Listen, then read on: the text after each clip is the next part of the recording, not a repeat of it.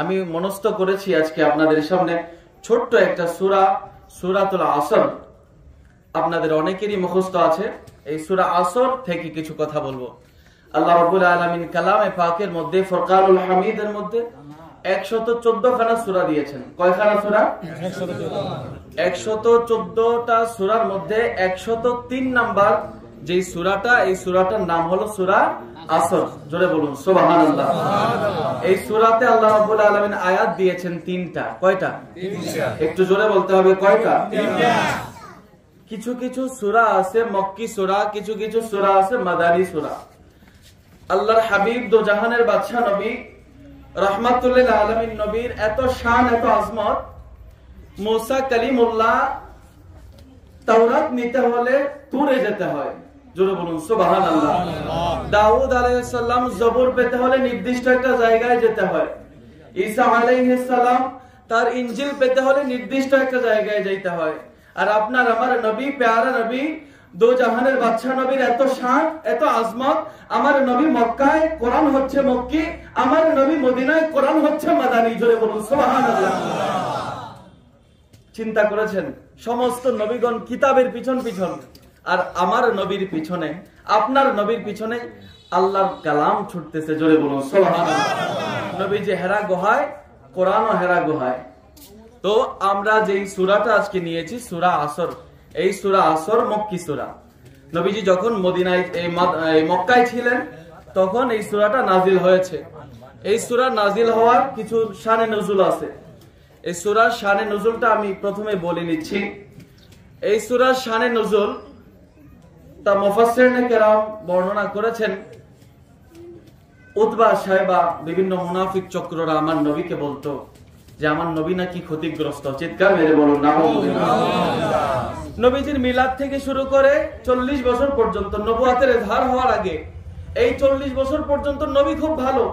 মুহাম্মদ সাল্লাল্লাহু আলাইহি ওয়াসাল্লাম আলামিন, আমিন বলেছে, তারা বিশ্বস্ত বলেছে, নবীকে আলামিন বলে উপাধি দিয়েছে।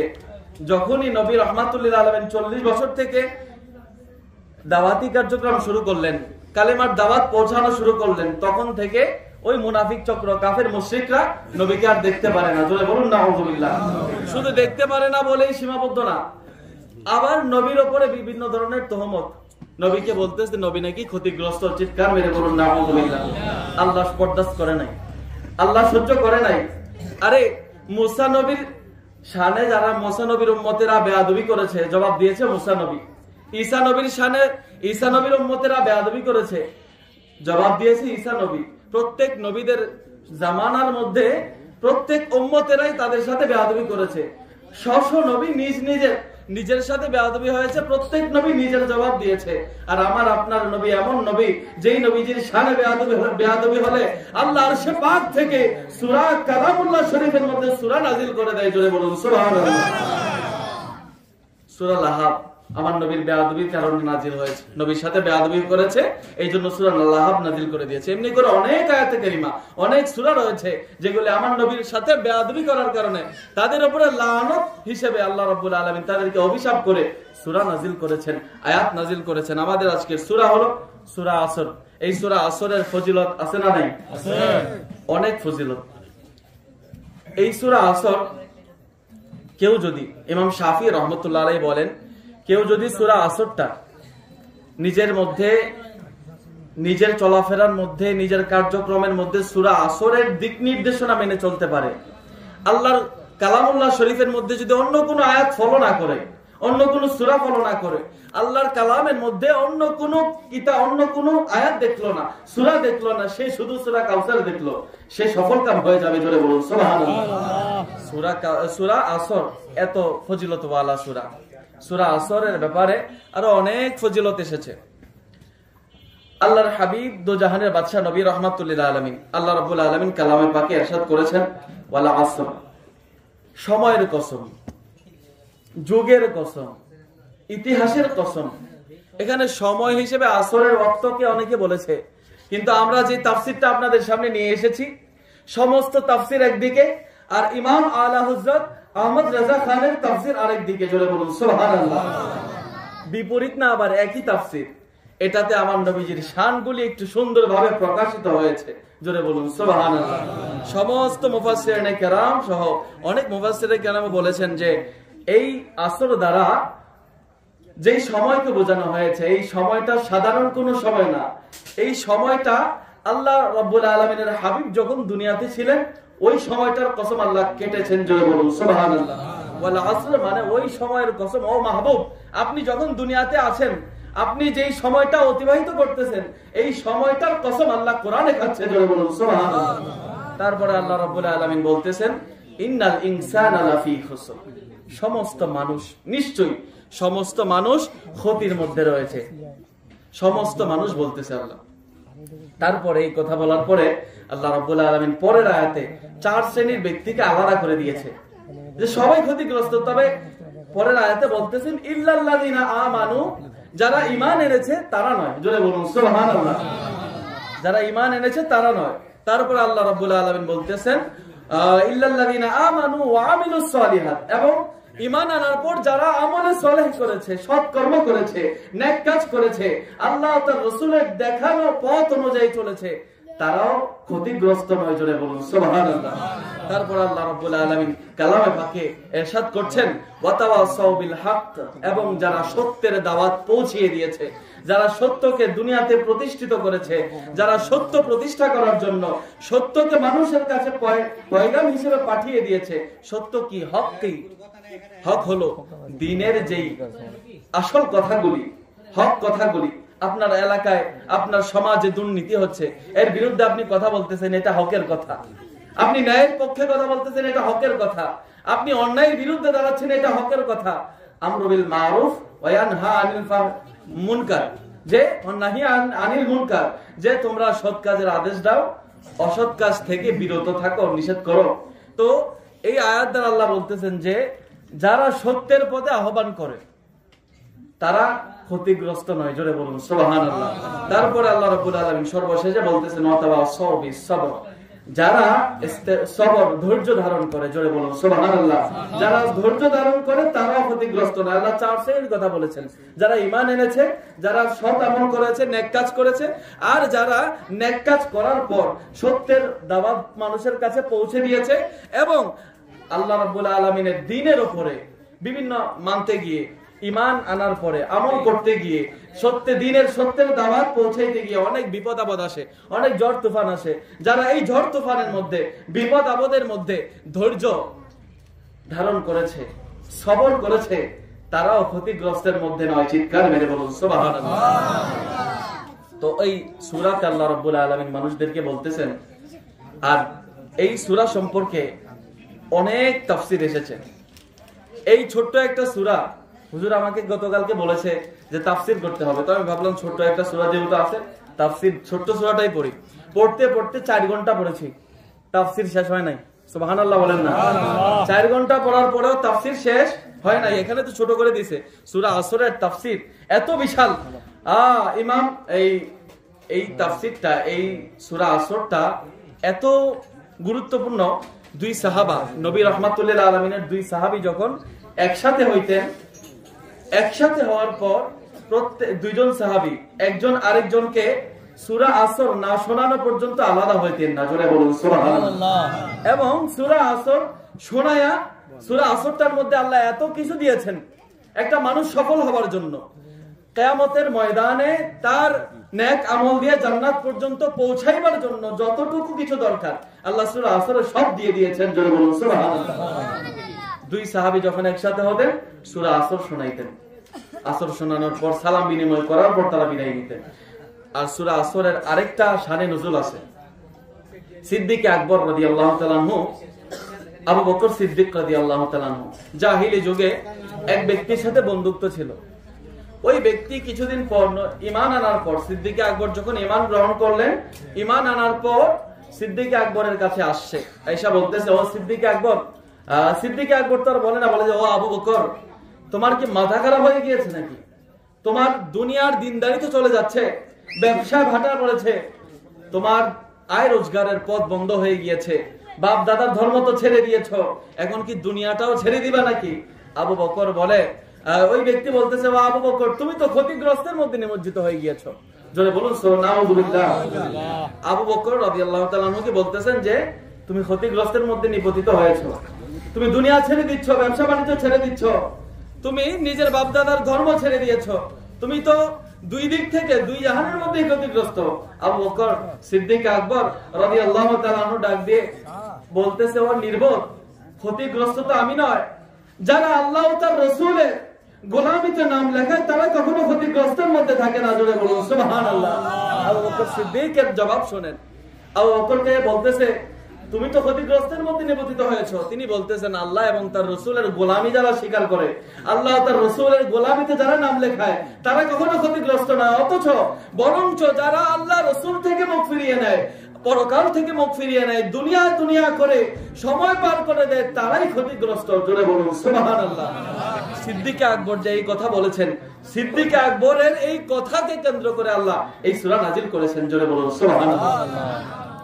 সিদ্দিক আকবর এই সূরাতে আল্লাহ রাব্বুল আলামিন প্রথমেই করেছেন সময়ের কসম, যুগের কসম। ওই সময়, যেই সময় আল্লাহ রাব্বুল আলামিনের হাবিব দুনিয়াতে ছিলেন, ওই সময়টা আসর বলেছেন। আসর নামে আমাদের একটা নামাজ আছে না? আছে তো? কোন সময় পড়েন? কথা বলেন একটু। আসরের নামাজ কোন সময় পড়েন?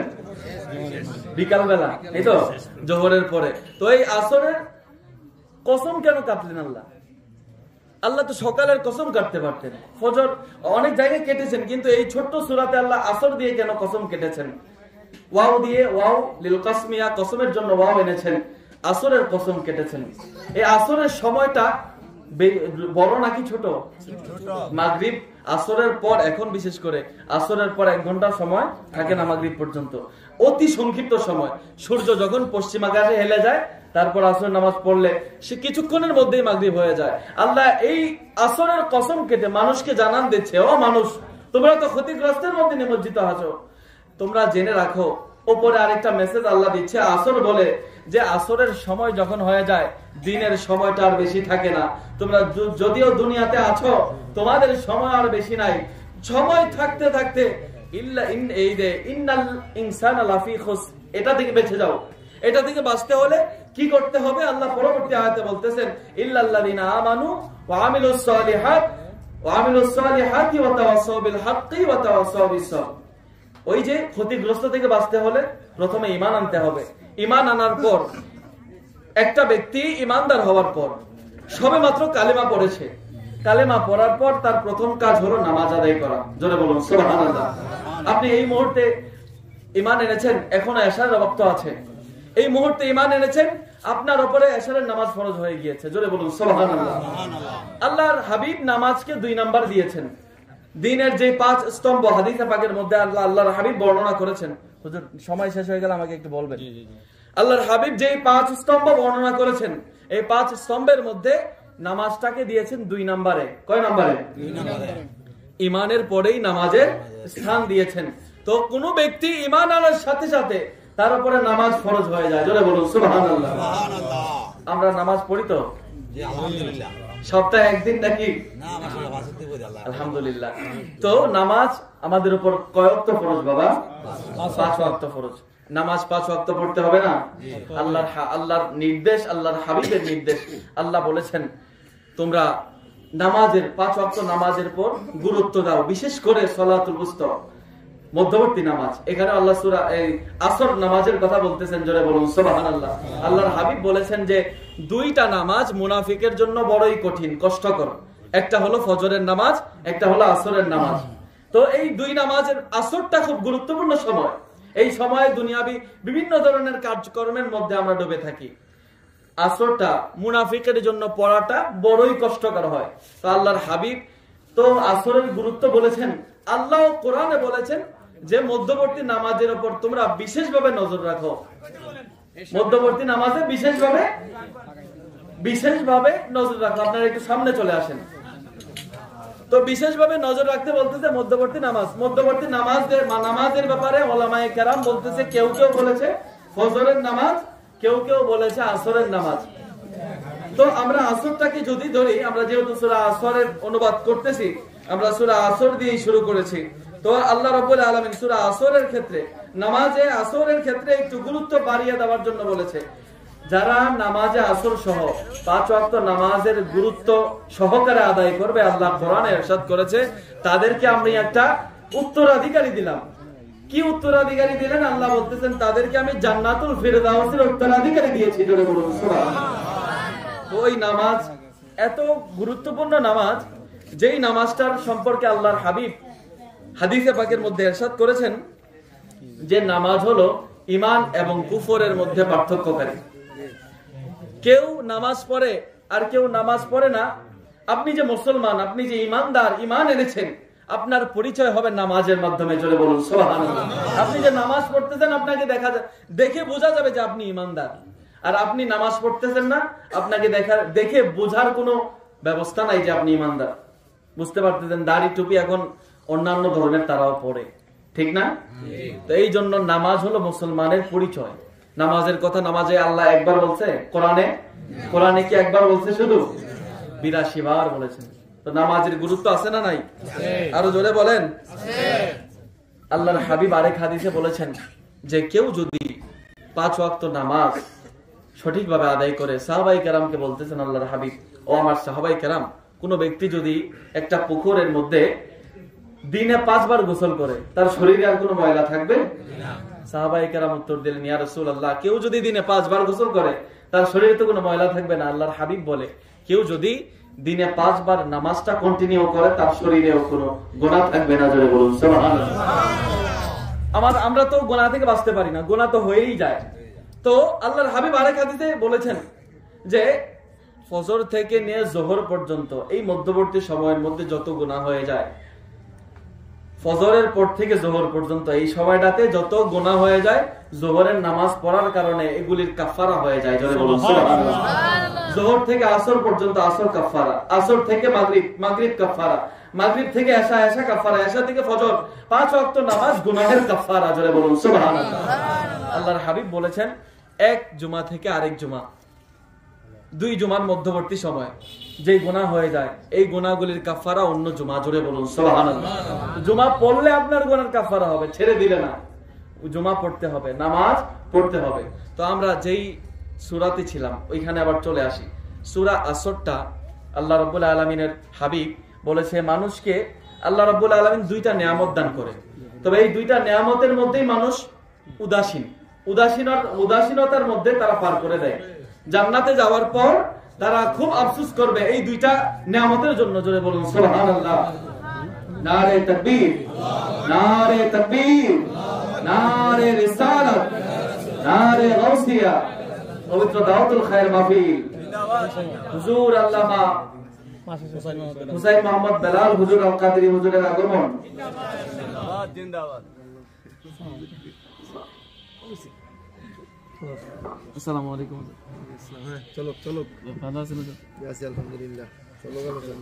আল্লাহর হাবিব বলেছেন যে 2টা জিনিসের উপর মানুষ খুব উদাসীন, এই 2টা জিনিসের জন্যই মানুষ জান্নাতে যাওয়ার পর আফসোস করবে। জোরে বলুন না সুবহানাল্লাহ। জান্নাতে যাওয়ার পর এই 2টা জিনিস পাওয়ার পরেও কাজে লাগাইতে পারে না, এই জন্য আফসোস করবে। আল্লাহর হাবিব বলেন একটা হলো তার সুস্বাস্থ্য। সুস্বাস্থ্য থাকতে যারা ইবাদত করতে পারে, সুস্বাস্থ্যটাকে কাজে লাগাতে পারে, তারা জান্নাতে যাওয়ার পর আরো আলা মাকাম হবে। আর অনেকে সুস্বাস্থ্য আছে, যুবক টকবকে বয়স, কিন্তু নামাজ পড়ে না, দিনের মধ্যে নাই। নামাজ তো দূরের কথা, ইসলামিক কার্যকলাপ তো করেই না, এই শরীরে যে একটু ফরজ কাপড় দিয়ে ঢেকে রাখতে হবে এটাও রাখে না। এখন আমাদের যুবকদের মধ্যে একটা ট্রেন্ড চালু হয়েছে, এরা হাঁটুর ওপরে প্যান্ট পরে পরে ঘোরাফেরা করে। এটা খুব খারাপ জিনিস। হাঁটু পর্যন্ত, হাঁটুর নিচ পর্যন্ত ঢেকে রাখা কি ফরজ? আমাদের সতর নাভি থেকে হাঁটু পর্যন্ত পুরুষের জন্য। তো আমাদের অনেক যুবক ভাইরা দেখি এই শর্ট প্যান্ট পরে ঘুরে বেড়ায়। আপনাদের সন্তানদেরকে, আপনাদের ভাইদেরকে, আপনাদের নাতিপতি যারা আছে প্রত্যেককে বলবেন এগুলি পরা যাবে, প্রাপ্তবয়স্ক হওয়ার পর এগুলি পরা যাবে, পড়লে কবিরা গুনাহগার হতে হবে। নামাজ ছেড়ে দিলে যেমন গুনাহ, এই হাঁটুর উপরে কাপড় পরলেও তেমন গুনাহ। সব সম্মানিত হাজিরিন, যেটা বলতেছিলাম যে আল্লাহর হাবিব 2টা জিনিসের কথা বলেছে, একটা সুস্বাস্থ্য, আরেকটা হলো সময়, অবসর সময়। অবসর সময় আমরা হেলায় কাটিয়ে দেই, কত কাজ করি। অবসর সময় এদিক সেদিক খেলাফেলা করে খেলাধুলা করে ফেসবুক স্ক্রল করতে করতে বিভিন্ন সময় আমরা অবসর সময় দোকানপাটে চায়ের আড্ডা নষ্ট করে ফেলি। আল্লাহর হাবিব বলে এই অবসর সময়টা কাজে না লাগানোর জন্য জান্নাতীরা জান্নাতে যাওয়ার পরেও আফসোস করবে। জোরে বলুন না সুবহানাল্লাহ। তো অবসর সময় আমাদের আছে না, এই অবসর সময়গুলি কাজে লাগাতে হবে। আমাদের সুস্বাস্থ্য থাকতে থাকতে অসুস্থ হয়ে যাওয়ার আগে, এই সুস্বাস্থ্য থাকার আগে সুস্থতাটাকে কাজে লাগাতে হবে। কিভাবে কাজে লাগাতে হবে? সুস্থ থাকতে থাকতে সেজদা আল্লাহকে বাড়িয়ে দিতে হবে। বুড়ো হয়ে গেলে, অসুস্থ হয়ে গেলে কিন্তু সেই সুযোগ থাকবে না। আপনার ইচ্ছা থাকবে 60-এর পরে গেলে যে আল্লাহকে সারাদিন সেজদা দিয়ে রাখি, কিন্তু আপনার স্বাস্থ্যে কুলাবে না। এই জন্য সুস্বাস্থ্য থাকতে থাকতে, যৌবন থাকতে থাকতে, শরীরে শক্তি থাকতে থাকতে আল্লাহকে সেজদা একটা বাড়াইয়া দিতে হবে। কথা বলেন ঠিক কিনা? তো আল্লাহ যেন আমাদের সকলকে সঠিক বুঝ দান করে। সকলেই বলুন আল্লাহুম্মা আমিন। আল্লাহ যেন আল্লাহর দ্বীনের উপরে ইস্তেকামত আমাদের সকলের অন্তরে দান করে। সকলেই বলুন আল্লাহুম্মা